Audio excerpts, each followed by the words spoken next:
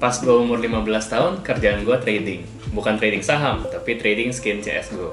Jadi dari skin-skin yang gue dapat secara gratis dari gamenya, gue tuker dengan orang-orang di internet dengan harga yang lebih mahal, dan lebih mahal lagi. Sampai akhirnya harga skinnya ini sudah cukup tinggi dan gue jual. Nah, habis gue jual, gue tombokin dengan duit angpau buat beli gaming keyboard pertama gue yang masih kepake sampai hari ini juga. Itulah gimana ceritanya gue bisa beli Corsair K70 RGB di kelas 1 SMA.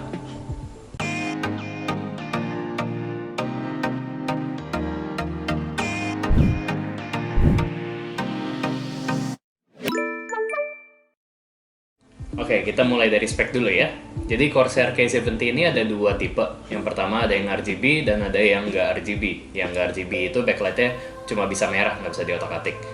Nah, tapi kalau yang RGB, sebenarnya dua-duanya ini ada 3 varian lainnya. Bedanya itu di switch yang digunakan untuk keyboardnya. Jadi ada yang seri MX Blue, Brown, sama Red. Gue sendiri beli yang seri MX Red karena Red itu kan linear, jadi dia nggak terlalu berisik dan nggak terlalu distracting ya, karena gue dengar dari banyak orang kalau yang Blue sama Brown itu cenderung agak berisik dan mengganggu kalau udah kelamaan dipakai. Mungkin awal-awalnya emang enak didengar tapi lama-lama jadi greget gitu. Nah, untuk ukuran keyboardnya sendiri itu di 438 x 163 kali 24 mm. Jadi ukurannya cukup standar, nggak terlalu gede atau kecil, tapi kalau dibandingin sama keyboard membrane, ya ini bisa bilang tinggi sih, apalagi keycapnya juga tinggi nih, ada jaraknya sama base-nya. Terus untuk berat keyboardnya itu di 1200 gram. Jadi ini wajar sih, karena memang materialnya sendiri, bodinya itu dari beras aluminium, makanya cukup berat, tapi jadinya juga berasa premium. Terus buat koneksinya dia pakai 2 port USB. Nah, jadi ini agak boros sebenarnya. Kenapa? Karena satu port utamanya itu buat functionnya. Terus karena mungkin kadang bakal perlu ekstra listrik ya buat nyalain lampu backlightnya, lightingnya itu, makanya dia pakai port kedua. Tapi kalau kalau kalian pakai port USB 3.0, harusnya cukup colok yang utama aja, jadi yang keduanya itu nggak perlu. Terus untuk backlightnya sendiri bisa RGB dengan total 16,8 juta warna yang bisa kalian pilih, dan belum lagi di customize untuk bergerak dan sebagainya. Panjang kabelnya itu 200 cm, dan di sini kabelnya ini tebel banget. Dia braided cable dan bener-bener kuat sih, jadi gue nggak pernah takut bakal rusak kalau misalnya kebanyakan dibengkokin atau gimana, karena buat dibengkokin aja sebenarnya susah. Terus Corsair K70 RGB juga support N-key rollover, jadi harusnya kalian bisa ngetik tanpa masalah sama sekali, dan ada numpadnya buat yang K70. Kalau nggak salah Corsair juga ada versi yang 10 keyless. Kalau kalian suka keyboard yang lebih compact, lebih kecil, mungkin kalian bisa cek yang itu. Terus untuk K70 RGB ini nggak ada dedicated macro key, tapi kalian bisa setting makro sendiri pakai software ICUE-nya Corsair. Jadi kalian bisa setting makro sesuka hati kalian, itu settingnya lengkap banget. Nanti bakal gue bahas di setelah ini. Oke, terus di sini juga ada media key, ada scroll volume, terus ada stop, rewind, pause sama play, sama next. Dan juga ada tombol di sini buat setting brightness dari keyboardnya, backlightnya. Terus ada lock buat Windows key. Nah, ini berguna banget buat kalau kalian lagi main game. Kadang-kadang kan suka pencet misalnya tombol Windows, terus langsung nggak bisa gerak, nggak bisa ngapa-ngapain gitu. Nah, jadi kalau kalian lagi gaming, tinggal klik Windows lock-nya buat ngelock tombol Windows-nya. Jadi kalau dipencet itu dia nggak bakal respon, dan kalian bisa gaming dengan tenang.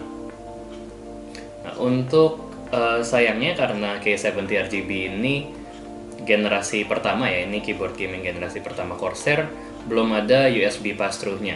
Jadi itu salah satu con-nya juga. Dan keycaps-nya juga ya standar, dia cuma pakai ABS keycap.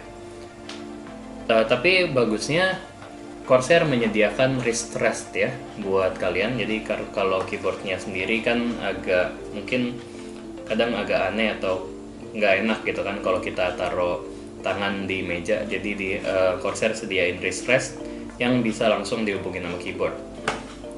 Di belakang keyboardnya juga ada polling rate buat kalian polling rate switch buat kalian setting polling rate keyboardnya mau berapa hertz. Dan di bawah keyboardnya pastinya ada 4 kaki keyboard yang bisa dilipat. Nah ini bisa kalian setting sesuka hati kalian juga sesuai preferensi kalian. Oke guys, jadi ini Corsair Utility Engine atau ICUE. Jadi sekarang kita di halaman home. Kita bisa lihat di paling atas ini ada list profile yang udah gua download sebelumnya. Ada yang namanya Cotton Candy, ada Valorant, dan beberapa profile lainnya. Di bawahnya lagi ada yang namanya scenes. Scenes ini semacam lighting preset buat backlight keyboard kalian. Ada beberapa yang bisa kalian pilih di sini, ada Rainbow Wave, Rain, Pfister, dan lain-lain. Oke, walaupun sekarang sebenarnya nggak kelihatan di layar, tapi backlight keyboard gue sekarang udah berubah. Dan di bawahnya lagi ini ada sensor, dimana kalian bisa monitor temperatur dan performance CPU dan GPU kalian. Situ kita lanjut lagi langsung ke K70 RGB nya sendiri. Nah di sini ada beberapa menu, ada Key Assignments, Lighting Effects, Performance, dan Device Setting. Kalau di Key Assignment kita lihat ini kita bisa mengubah input dan output dari keyboardnya. Contoh, di sini ada macam-macam fungsinya. Kalian bisa input teks, jadi kalau kalian pakai satu tombol, misalnya space, masukin teks bla bla bla bla bla. Nanti kalau kalian tekan space-nya, dia bakal otomatis ngetik teks ini. Oke, atau contoh lain itu ada makro yang biasa dipakai buat gamer. Kalian bisa record makronya gini. Dan nanti bakal muncul tuh ada beberapa waktunya dan sebagainya. Dan kalian bisa setting juga mau record delay atau enggak, dan apakah kalian record keyboard event dan lain-lain. Oke, kita lanjut lagi ke lighting effects. Nah ini lighting effects gua saat ini gua lagi aktifin scenes tadi ya, makanya sekarang masih aktif visornya. Sekarang gua disable dulu. Nah setelah gue disable, sekarang muncul lighting effect ya dari profile yang udah gue punya. Saat ini profile Valorant. Gue bisa ubah jadi profile yang lain, misalnya Pac-Man.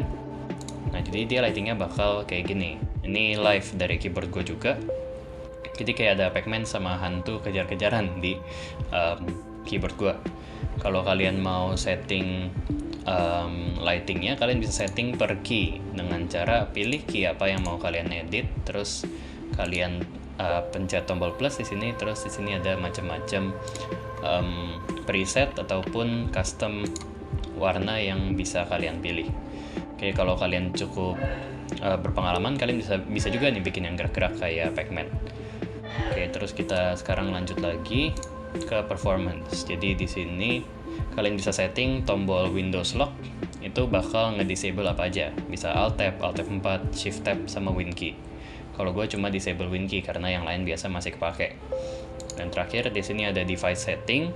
Di device setting ini kalian bisa ngecek update buat firmware keyboard kalian. Terus di sini bisa lihat polling rate kalian berapa. Gue tapi nggak bisa ubah dari sini karena K70 RGB ini ada polling rate switch di belakang keyboardnya. Jadi ada button fisiknya. Terus di sini bisa setting brightness dari backlight kalian dan bisa pilih layout, mau ikutin layout negara mana. Dan yang terakhir ini ada 16.8 million color mode. Kalau kalian aktifin, backlightnya bisa support 16,8 juta warna yang kalian pilih. Oke, sekian untuk ICUE. Sekarang kita lanjut ke bagian berikutnya ya.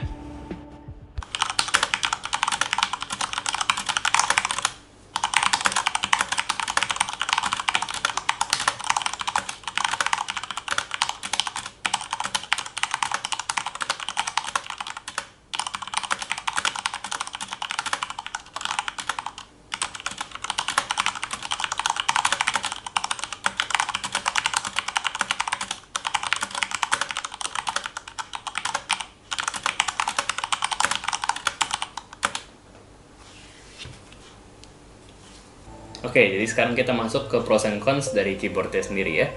Jadi yang pertama yang gue suka banget dari K70 RGB itu build quality-nya bagus banget. Jadi di sini dia materialnya brushed aluminium, berasa premium banget, dan karena keyboardnya juga berat, ini nggak pernah merasa murahan atau gimana. Lalu switch-nya juga mereka pakai Cherry MX switch, yang kalau kalian keyboard enthusiast pasti tahu seberapa bagusnya switch dari Cherry MX. Nah, gue sendiri pakai yang Cherry MX Red. Dan karena itu keyboard ini juga berasa responsif dan sensitif banget. Terus fitur-fitur yang ditawarkan dari keyboardnya sendiri juga berguna banget. Contohnya media keys-nya itu kepake banget menurut gue. Gue suka banget ngubah volume cukup dari keyboard, nggak harus dari home menu atau dari mana, dari Windows-nya. Terus tingkat customization yang ditawarkan Corsair juga tinggi, khususnya buat keyboardnya, tapi lewat software. Nah itu kadang orang-orang males belajar, termasuk gua. Tapi Corsair juga udah siapin berbagai macam preset buat kalian yang mau setting-setting yang gampang. Bahkan community-nya juga sudah nyediain macam-macam profile yang tinggal kalian download dan tinggal kalian pakai di keyboard kalian.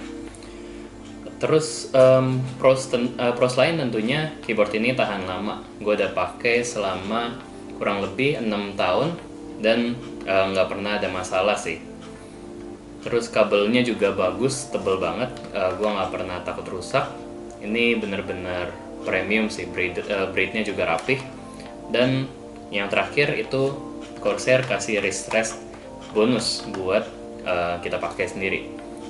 Nah, sekarang kita masuk ke bagian cons-nya. Nah, kelemahan dari Corsair K70 RGB ini tentunya yang pertama dari harga. Harganya ini bisa bilang kurang terjangkau. Waktu itu gue beli di harga sekitar 2,3 juta, itu baru.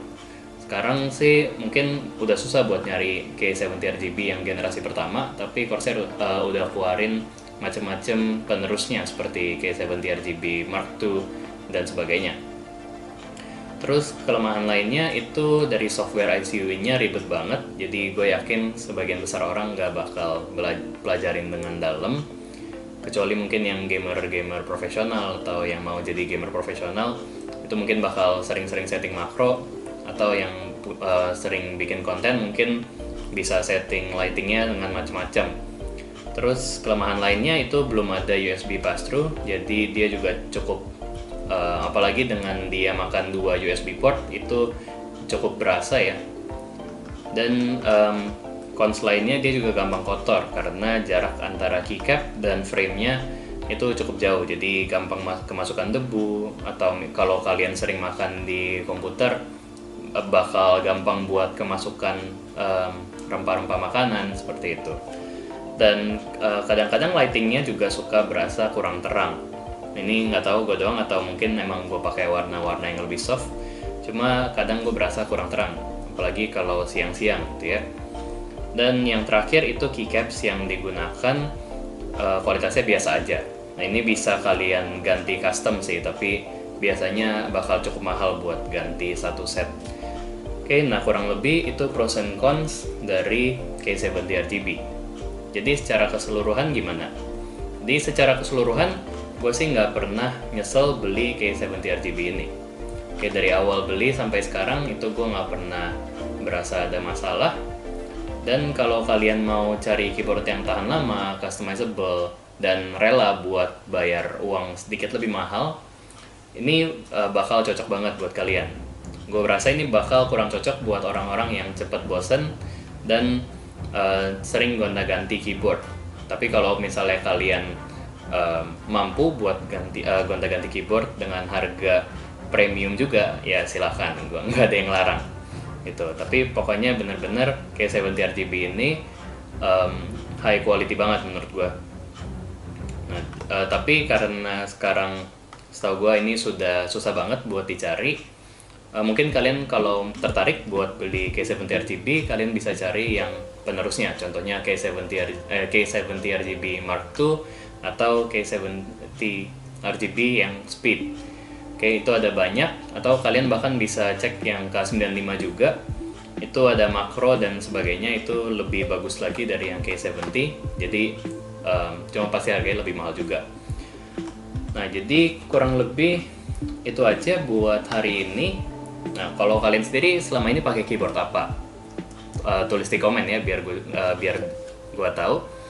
Kemudian kira-kira apa yang mau kalian lihat dari video-video gue berikutnya? Jangan lupa tulis di komen juga ya. Oke, sekian untuk hari ini. Thank you banget buat semua yang udah nonton. Jangan lupa like and subscribe dan see you di video berikutnya. Bye bye.